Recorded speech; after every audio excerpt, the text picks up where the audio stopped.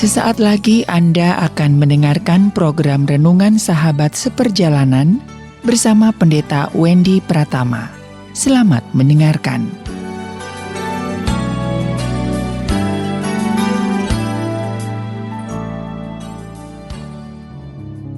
Selamat berjumpa kembali dalam layanan audio Sahabat Seperjalanan. Hari ini adalah 1 Desember 2020. Tema dan renungan saat teduh yang kita akan pelajari hari ini dengan judul Menangis tanpa putus asa. Menangis tanpa putus asa. Firman Tuhan terambil dalam Mazmur 126 ayat 5 dan ke-6. Demikian bunyi firman Tuhan.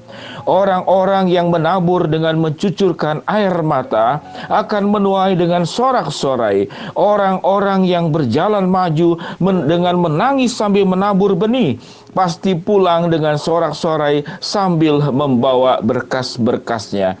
Mari kita berdoa.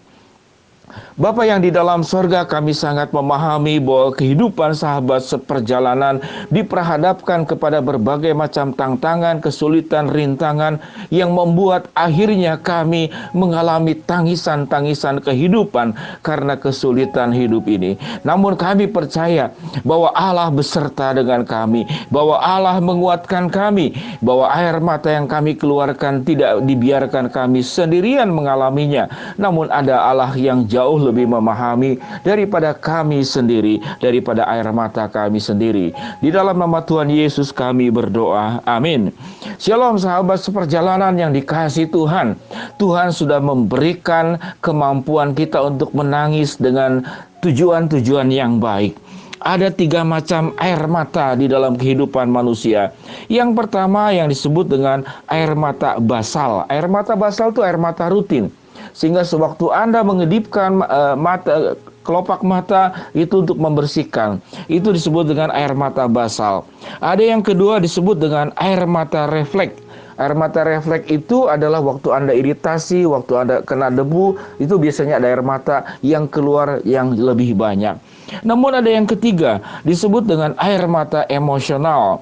Air mata emosional adalah tatkala Anda bahagia, tatkala Anda mengalami kesedihan, kekecewaan, maka air mata itu akan keluar jauh lebih banyak daripada biasanya.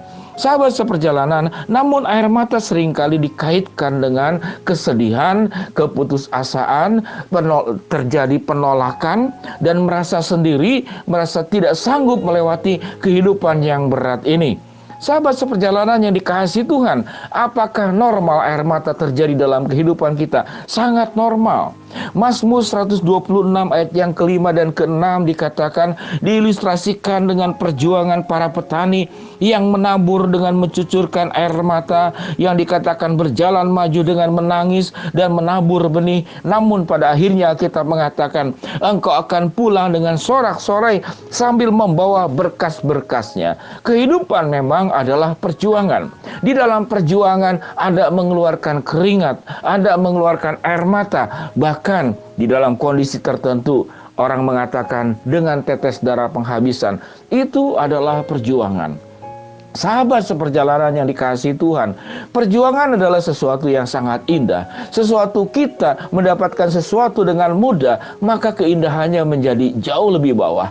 Namun tatkala Anda berjuang dengan segala daya dan upaya, Anda mengeluarkan segala potensi di dalam dirimu dan melakukan yang terbaik sebagai bentuk tanggung jawab hidupmu, dan Allah menyertai di dalam setiap perjuanganmu, setiap keringat yang kau keluarkan, setiap air mata yang engkau keluarkan, bahkan tetes darah yang engkau keluarkan. Ada Allah beserta dengan engkau, dan Allah menjamin di penghujung taburan air mata yang engkau keluarkan, cucuran air mata, tangis yang engkau keluarkan, firman Tuhan berjanji bahwa satu hari kelak nanti engkau akan pulang dengan sorak-sorai sambil membawa berkas-berkasnya. Sahabat seperjalanan yang dikasihi Tuhan, menangis adalah hal yang sangat lumrah.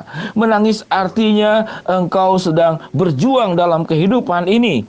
Dan setiap tangisan itu engkau paham bahwa hasil akhirnya adalah kemenangan sorak-sorai membawa berkas-berkasnya. Tangisan bukan kelemahan. Tangisan adalah hal yang wajar dalam perjuangan hidup. Bahkan secara kedokteran, menangis itu adalah sesuatu yang sehat. Mari kita bicara tentang manfaat menangis. Dalam catatan kedokteran, menangis itu justru mengurangi stres. Menangis juga itu meningkatkan mood, suasana hati. Menangis juga itu melegakan perasaan. Bahkan kedokteran mencatat bahwa menangis itu bisa membunuh bakteri yang ada dalam tubuh kita, yang disebut dengan detoksifikasi tubuh. Jadi menangis punya manfaat yang sangat luar biasa. Yang menarik lagi, bahwa kalau Anda menangis itu meningkatkan penglihatan. Dan satu hal lagi, silakan Anda cari di Google, bahwa menangis pun itu akan menurunkan berat badan Anda. Kalau Anda menangis dari jam 7 sampai jam 10 malam, tanya kepada dokter, apa pertimbangan medisnya kalau menangis itu bisa menurunkan berat badan. Lepas daripada semuanya itu, menangis itu adalah sesuatu yang wajar. Secara kedokteran kita sudah membahas begitu banyak manfaat menangis. Mengurangi stres, meningkatkan mood, melegakan perasaan, membunuh bakteri, meredakan rasa sakit, membuat tidur lebih nyenyak, detoksifikasi tubuh, membuang racun tubuh, meningkatkan penglihatan, bahkan dikatakan bisa menurunkan berat badan. Kalau Anda menangis jam 7 sampai jam 10, tapi beritahu kepada anggota keluarga kalau mau menangis ya, nanti mereka kaget.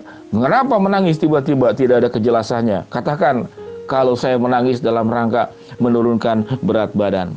Sahabat seperjalanan yang dikasihi Tuhan, menangis adalah wajar karena perjuangan hidup, bukan tanda kelemahan. Menangis juga bukan karena engkau putus asa seperti dalam tema renungan kita. Menangis tanpa putus asa. Mengapa kita menangis tanpa putus asa? Karena di dalam perjuangan hidup kita, dalam tangisan yang kita keluarkan, ada kekuatan Allah yang melampaui masalah kehidupan yang kita hadapi. Catat kalimat ini. Tangisan yang kita keluarkan adalah tidak mengalami putus asa, karena kita paham ada kekuatan Allah yang melampaui beratnya masalah dalam kehidupan ini.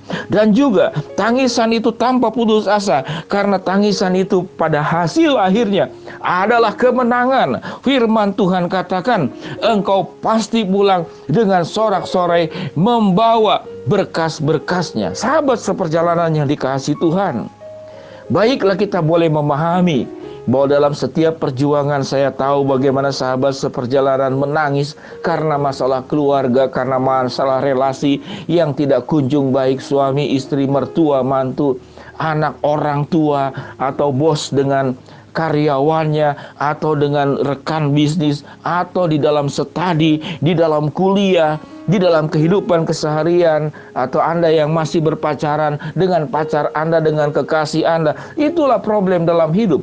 Namun sewaktu kita mengolah problem dan masalah hidup ini dengan benar, dengan menyertakan Allah, meminta hikmat Allah, maka Tuhan akan menolong engkau. Engkau akan maju dan pulang dengan membawa berkas-berkasnya. Engkau akan pulang dengan mengalami kemenangan. Engkau menangis mungkin juga karena masalah kesehatan tubuh. Mari kita perbaiki kehidupan kesehatan kita dengan mengubah pola hidup, pola makan, pola tidur, pola pikir, pola merasa dengan yang lebih baik. Engkau menangis mungkin karena kepahitan, engkau terluka, engkau terhianati. Ingatlah bahwa Tuhan akan memulihkan setiap luka kehidupanmu. Tuhan akan mengembalikan sukacita surgawi itu ada di dalam dirimu. Tuhan menjadikan engkau menjadi pribadi-pribadi yang bahagia, bukan pribadi-pribadi yang murung, bukan pribadi-pribadi yang dikalahkan, dihempaskan, digilas oleh masalah kehidupan ini. Karena Allah lebih besar daripada masalah kehidupanmu. Mengimani hal ini, engkau akan menjadi orang-orang pribadi-pribadi yang menangis tanpa putus asa, karena Allah beserta dengan kita semua. Sahabat seperjalanannya dikasihi Tuhan, mari kita berdoa. Bapa yang di dalam surga, hamba-Mu berdoa buat sahabat seperjalanan yang sedang sakit, baik di rumah sakit maupun di rumah. Tuhan jamah, Tuhan sembuhkan. Buat sahabat seperjalanan yang sedang menghadapi kendala, kesulitan, masalah, persoalan di dalam kehidupan ini, sehingga kami mengeluarkan tangisan-tangisan, dialah air mata yang kami keluarkan, bukan air mata keputusasaan. Karena Allah menyertai kami, karena Allah akan memimpin kami di dalam setiap cucuran air mata kami menuai menuai sorak-sorai. Di dalam setiap tangisan kami akan membawa berkas-berkas-Nya. Terima kasih ya Bapa untuk segala kebaikan Tuhan. Kami serahkan ya Tuhan setiap sahabat seperjalanan yang sedang berdoa, memohon sesuatu. Tuhan kabulkan sesuai dengan waktu, rencana, dan kehendak-Mu. Di dalam nama Tuhan Yesus kami berdoa. Amin. Shalom sahabat seperjalanan, selamat menginjak hari pertama di bulan Desember. Hari ini adalah tanggal 1. Sehat selalu, tetap kuat di dalam Tuhan, bersandar kepada Tuhan. Tuhan akan membawa engkau kepada kemenangan di dalam setiap pergumulan hidup ini. Shalom, Tuhan memberkati. Amin.